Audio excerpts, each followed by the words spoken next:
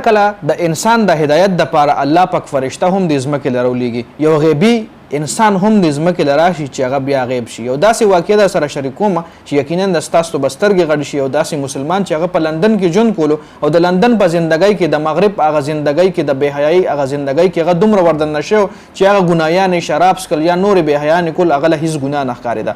السلام علیکم ملګرو، جنید خان ما ویډیو مکمل وګورئ. یقینا زموږ دپاره پکې یو ډېر غټ عبرت پروت دی. راځئ د واقعي مین طرف ته راځو. یو مسلمان چې د پاکستان نه تعلق لرلو په لندن کې ژوند کولو، لندن بېحیایي ژوند کې هغه دومره وردننه شوی شراب څښل یا نورې ګنایانې کول هغه له هېڅ ګناه نه ښکارېده. او وایي ما ډېر زیات شراب څښل. یو ورځ مې د شپې ملګرو سره ناست وم، پارټي وه، دومره ډېر شراب مې وڅښل چې په ځان نه پوهېدم او بیا کور له تلم ډرایوینګ مې کولو چې په لاره مې اکسیډنټ وکړو. چې اکسیډنټ مې وکړو سهار مې چې بیا سترګې غړې شوې نو زه یو هسپتال کې وم. خوا کې راسره یو جنۍ هم زما بیډ سره ناسته وه چې هغه جنۍ زه د اکسیډنټ نه پس هسپتال له راوستلې وم.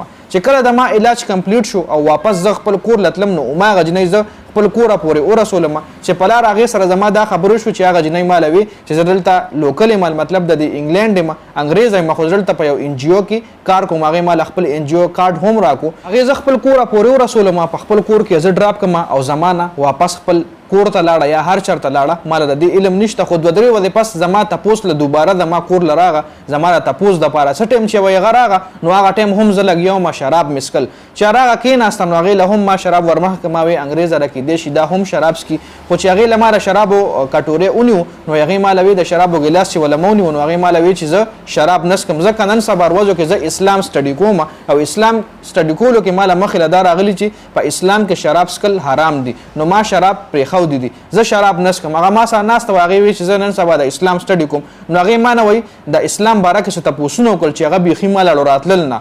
نو هغه ډېره زیاته خفه شوه او څه ټایم چې هغه زما د کوره تله نو ما له ویل چې زه ډېره زیاته خفه شوم او ما له ته مسلمان نه ښکارې.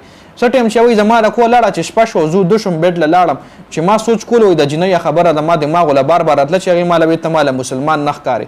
چې سهار شو وایي ډېر زیات خفه وم، لاړم ډایرکټ اودس چرهدام مې وکړو، ومې لامبل اودس چرهدام مې وکړو، جانماز مې ځان سره وایستو، لاړم جومات ته لاړم او الله پاک له مې ډېر وژړل چې څنګه وایي مونځ له ودرېدم چې مونځ له څه ټایم ودرېدم نو وایي چې سوچ مې وکړو نو وایي ما نه مونځ هم هېر شوی.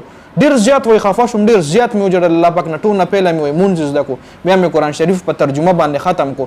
چې قرآن شریف مې کله په ترجمه باندې ختم کړو نو بیا د هغه جنۍ تلاش کې ووتم چې هغې ما د اسلام باره کې کوم تپوسونه کول چې د هغې جوابونه ورکړم. چې هغې ما له کوم کارډ راکړی و چې هغه ځي له زه ورسېدم، هغه ان جي او افس له چې زه ورسېدم اینه مې د هغه جنۍ باره کې معلومات وکړو. نو هغې ما له ویې دلته خو په دې نوم نه جنۍ شته دی او دا ته چې کومې خبرې کوې په دې نوم خو مونږ سره نه مخکې جنۍ راغلې ده. چې کومې خبرې وایي مونږ له وکړې نو دغه رنګ جنۍ خو زمونږ افس ته نه مخکې وه نه اوس شته دی او فیوچر کې زمونږ په خیال چې را به نه شي ځکه دا خو د غیر مسلمو یو ان جي او ده او بیا چې کله دا ته چې کومې خبرې کوې داسې جنۍ زمونږ ان جي او کې اړوونه.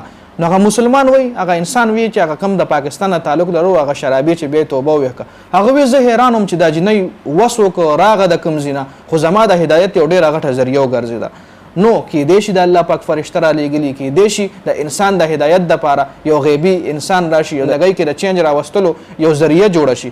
انسان لیکي چې دې واقعي نه پس زما زندګي بیخي چینج شوه، زه د یورپ هغه زندګۍ نه راووتم، زه بیخي داسې مسلمان شوم داسې چې ما ږیره هم پرېښه، قرآن شریف حفظ مې هم سټارټ کړو، په ترجمه مې هم ختم کړو او زه یو کمپلیټ انسان جوړ شوم. د اسلام باره کې مې مکمل معلومات هم حاصل کړو. ما وایي هسې نه چې سبا داسې څوک مانه د اسلام باره کې تپوس وکړي او زه ورله پاتې راشم نو د هغه زندګي ټوټلی چینج شوه. واقعي د شیر کولو مقصد زما صرف او صرف دا و چې الله پاک وغواړي نو هر کله د انسان زندګي چینج کولی شي او انسان له هدایت ورکولی شي. د ویډیو کتلو ډېره زیاته مهرباني. ویډیو مخکې ملګرو سره شریکه کړئ، جنید خان افیشل چینل هم سبسکرایب کړئ، پیج هم لایک کړئ. د ویډیو کتلو ډېره زیاته مننه. والسلام.